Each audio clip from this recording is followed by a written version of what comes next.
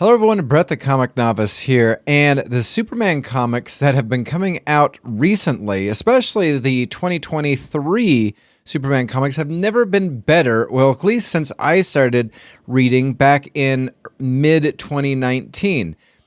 There are two books in this video that I'd like to talk about. One is one I never had any plan on ever reading. And the second one was something that was good prior to 2023. And then since the dawn of the DC banner has hit it, it has now become, to me, the premier dawn of DC, actually the premier DC comic that I feel as though everybody needs to go out and pick up. But before I get to that one, I want to go to the one that I didn't even realize I wanted, and that is Superman Lost. Now, Superman Lost was a book that I, again, never planned on ever picking up. I only picked up issue number 1 because, you know, the variant cover had the first appearance of the white Superman suit, and I was just like, oh man, FOMO, I'd better pick up something that is the first appearance of something that could be something someday. And then I cracked it open and read the awesomeness that is Superman Lost. Again, the comic that I didn't realize that I needed. The Superman character, I feel as though, is, in some people's eyes, the most overrated character possible. However, when you peel back the layers and actually figure out that Superman could be a horrible, evil tyrant and bend anybody to his will, but he does not. He holds back. He represents, again, not only truth, justice, the American way, but also a hope. And what I really like about Superman Lost is, so far within these 3 issues, there is massive amount of hope that is going on throughout each of the, each chapter or whatever that we've been given. However, with what we are given in issue number 1, where he's been gone for 20 years, for Lois, it's only been, a blink of an eye. And you start peeling back the layers of him continuing to hope and actually provide other cultures hope, even though they kind of almost don't want it. At the end of issue number 2, Victor, or whatever his name is equivalent to in the alien language, they give him the white Superman suit. They also give him this, device. I like to call it Kevin, the android/AI that is supposed to prevent Gary from Final Space from going crazy. However, the personality actually kind of helps him go a little over the edge. And I will tell you, it's hard not to read the Gary voice in this comic. But you know what? Again, it is a fantastic story. You have space dolphins that are introduced in issue number 3. They reference back to Lobo telling the Justice League about space dolphins. I don't know if that's a thing. I'm not sure if Lobo was in the No Justice 4-part series that I didn't read, but know of. So I don't know if that was ever brought up there. But I'm very intrigued by these space dolphins. And you find out that they actually pursue Superman because they need help. Their calves are being held hostage or entrapped by this planetary defense that is, according to Superman, basically kind of like a Venus flytrap that is holding on to unsuspecting, I guess, space dolphins. And he goes to the planet to figure out what's going on. Maybe he can help, change or modify the shield. And he finds that these intelligent life forms that are basically like the size of like sand or, plankton or whatever, they are aware. They've created this shield or this fly trap to prevent these space dolphins from eating them because, just like all species, they would prefer not to be eaten.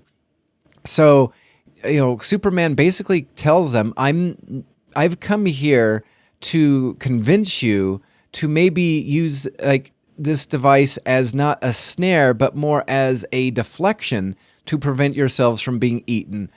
Again, a hope surrounding Superman. Again, great story. Didn't even realize I wanted it, and I'm absolutely loving it. The second issue that I want to talk about is the Dawn of DC Action Comics 1055. Again, Philip Kennedy Johnson. Oh, is sitting on all cylinders. I've heard some people discuss, or I've read some articles about how the previous arc that he had, which was probably about 2 trades, might have been a little bit too long. I kind of do agree with that. It felt as though the War World saga was stretched out, but you know what? This Dawn of DC that started off in January of 2023 with this Metallo, or this Lex that was going to Metallo, and we find out, in the previous issue that this is actually, we know that it is Cyborg Superman, but it is not until this issue that the Super Family and also Clark Kent find that this is also, Cyborg Superman.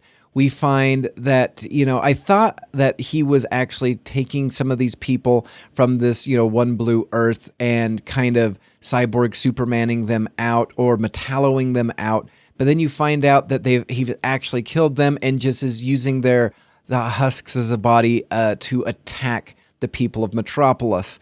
Again, you have the hope that Superman brings where he goes to the Fortress of Solitude. He, allows the Metallo, I can't think of what his name is, but he allows Metallo to be there, even though he has victimized people against their will. And Superman says he will pay for his crimes, but you know what? I feel as though we need to be open to, having people prove their best side of them. And again, that just speaks to the character of who Superman is. We get this celebration continues with the Reign of the Superman, where you have Superboy, Hank, what is his face?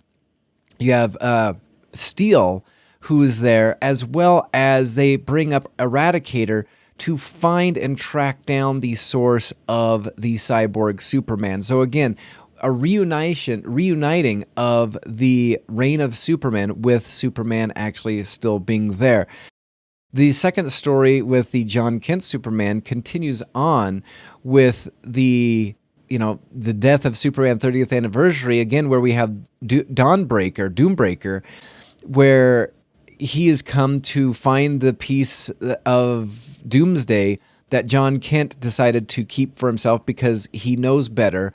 And because, this guy had been surrounded by this claw or whatever for so long that the radiation caused him to morph into Doombreaker.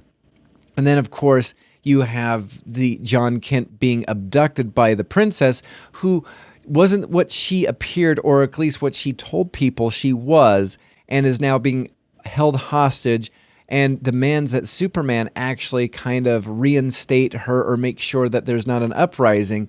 And then, of course, it is found out that, she is actually more villainous than she actually is, and she's actually wanting Superman to kind of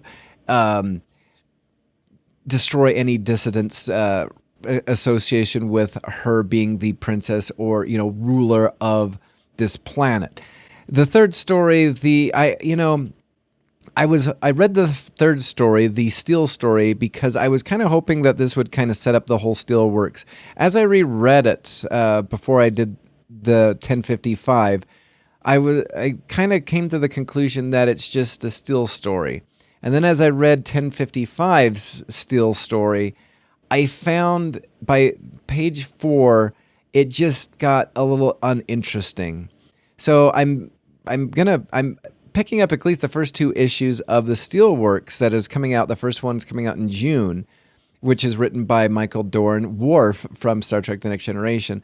And I will pick up the second one in July because, again, July is going to be a diet month for me because of this whole Night Terrors with a K type of a thing, because there's so many things that I'm just going to wait for the DC Infinite Universe app to have some of these things. And I'm going to do a video a little bit breaking down what I'm choosing to pick up and what I'm choosing to skip and some rationale for it. So stay tuned for that too. But yeah, what did you think of Superman Lost, the Superman Action Comics? Again, I think these are the best Superman books that I have read since I started reading comics in mid-2019. And again, Superman comics for DC are the best books in DC starting 2023. And I hope it continues, because I think this character, as many people might think he's overrated, actually, I don't think he is,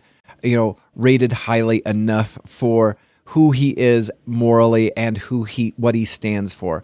Again, what are your thoughts about this? Like, subscribe, whatever, comment down below. Again, I do appreciate them. And until next time, I will see you in the dollar section, where I hopefully will not see any of these 2 comic books, because they are too good to be in the dollar bin. They should probably be, being held ransom on eBay for, $20, $30 each. But that's just my opinion, because I own them all. So thanks again. And yeah, until next time, bye.